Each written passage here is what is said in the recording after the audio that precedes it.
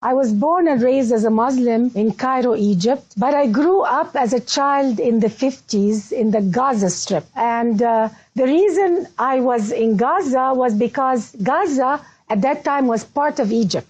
I attended Gaza elementary schools where we learned hatred, vengeance, retaliation.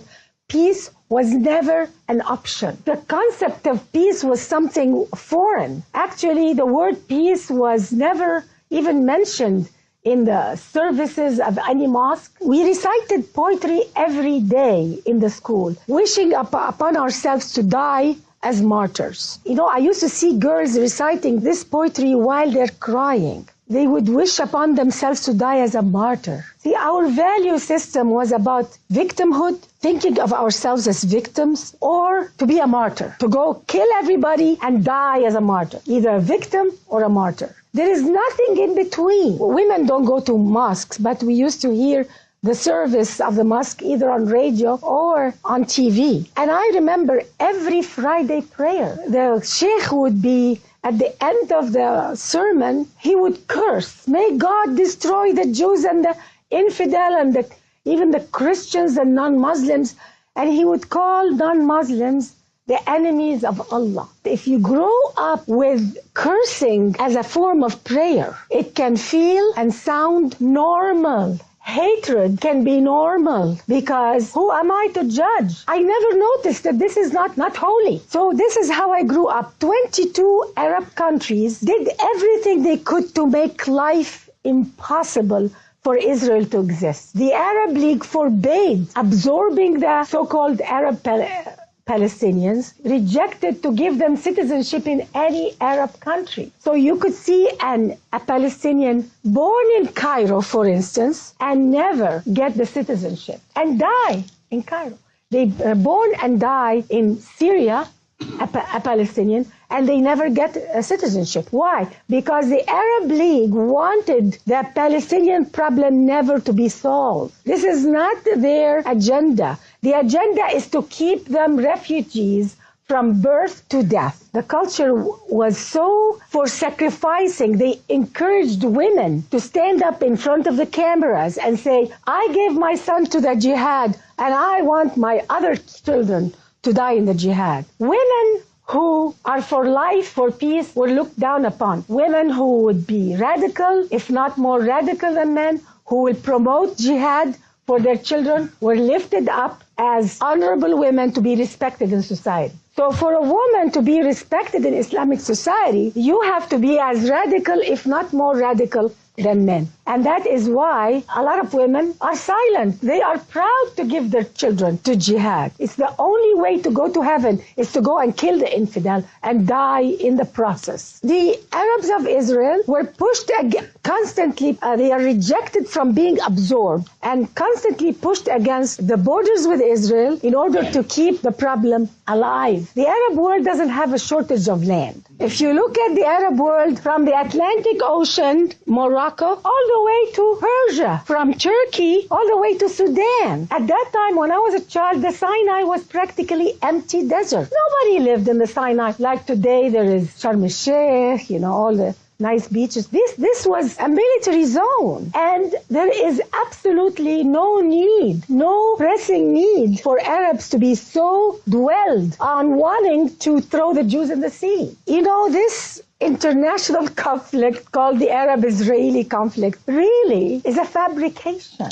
This is not a conflict over land. And anybody who thinks it's a conflict over land is misguided because we don't see the truth. The truth is Arabs, there is something in Islam anti-Jewish, anti-Christian, especially anti-Jewish, and I will tell you why. Those people calling themselves Palestinians who live in the Gaza and the West Bank are the pawns of the Arab world. I don't believe that they care about their happiness or welfare. They are set up to live a miserable life on purpose in order to show the world that we're victims. Do you think Saudi Arabia, with all the money they have, the Gulf countries, all these oil money, they can't give them good roads and good homes and good police and turn it into a productive area of the Middle East? They can, but that is not their objective. There is a hidden objective, and I don't understand why Western culture doesn't get it. Why Western media doesn't get it. It's so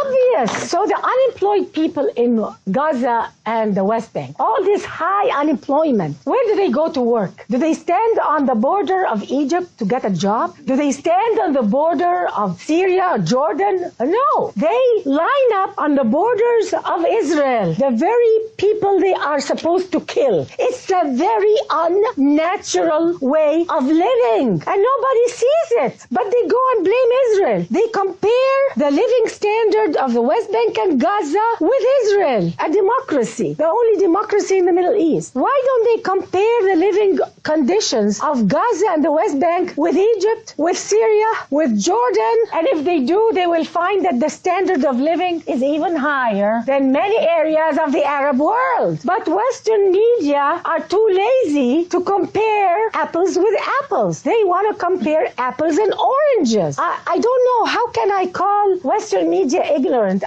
They should not be ignorant. And then they go and ask Israel, why don't you do some concessions for the Palestinians? I never hear them stand up to Arab leaders and ask Western media, why don't they ask Arab leaders, how about some concessions to the Israeli people? We never hear that. And it's very convenient to blame all of this terrorism on, after 9/11 especially, they blame the terrorism. Oh, it's because we have this terrorism everywhere by Muslims.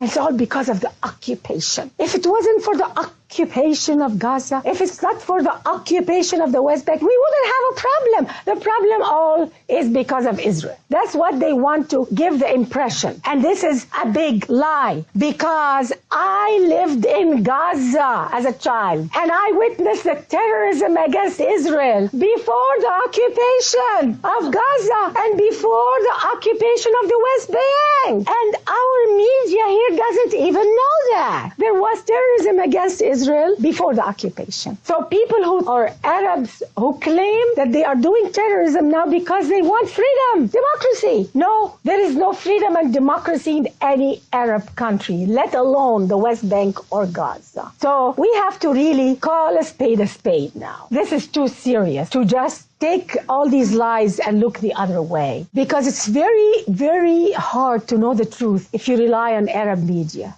if you rely on the culture around you. And because of life in an oppressive society, I moved to America. I moved to America in the end of 78, 79. And my life completely changed. And one time I wanted to attend a synagogue and a church because I was curious. I thought they were going to curse the Arabs the same way we cursed them in our mosque, the holiness of the place. They were praying for everybody. They were praying for peace on earth. How can we leave this earth a better place? It was a totally different way of thinking, the opposite of what I grew up with. And that's when I went to a mosque here also in Los Angeles. And I thought that because they allowed women, that it was going to be different here within America. I am so glad that Islam in America must be so different. So I went to the mosque and I heard anti-Semitism again in the mosque. And I was told, don't assimilate in America. We're here to Islamize America. They were looking down at American culture. They were looking down at this society. And I felt very uncomfortable. I said, oh my God, there is an agenda here. And I never went back again. It hit me. How could we do this? How could we lie and accuse people of something we Arabs know very well we have done ourselves? How could this happen? What kind of value system allows a person or allows a culture or a religion to lie and accuse their enemies of something that they know they've done themselves? They know that Osama bin Laden did that. They know that he was financed with Arab money, with oil money until today. How could they accuse the Jewish people of that? Look at the map of the Middle East. You can hardly see Israel. It's impossible to convince any person who has an IQ of a child that this problem is over the land called Israel. It's time for the West to understand this, because it's not just not good for Israel, it's not good for the Arab world. They are collapsing. A lot of people think that the Arab world is so strong and so powerful. It's rotting from the core, but they don't know. The religious leaders are telling them to continue the hate instead of telling them to repent and find the true God, the love and the friendship.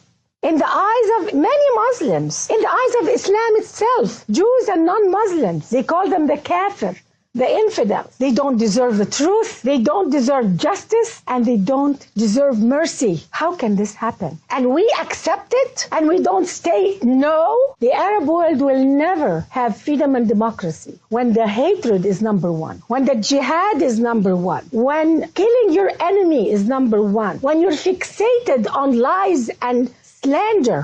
You will never have peace and democracy. Nobody asks this question. Why all this lies and slander against the Jewish people, against America? They call America the great Satan and Israel the little Satan. Why? Do you know that on Syrian TV, on Arabic TV, on Egyptian TV, the constant day and night lies about the Jewish people is unbelievable. There was a show that was saying, and in it was not just religious leaders, some of them were scientists, Arab scientists, saying that, oh, do you know why Israel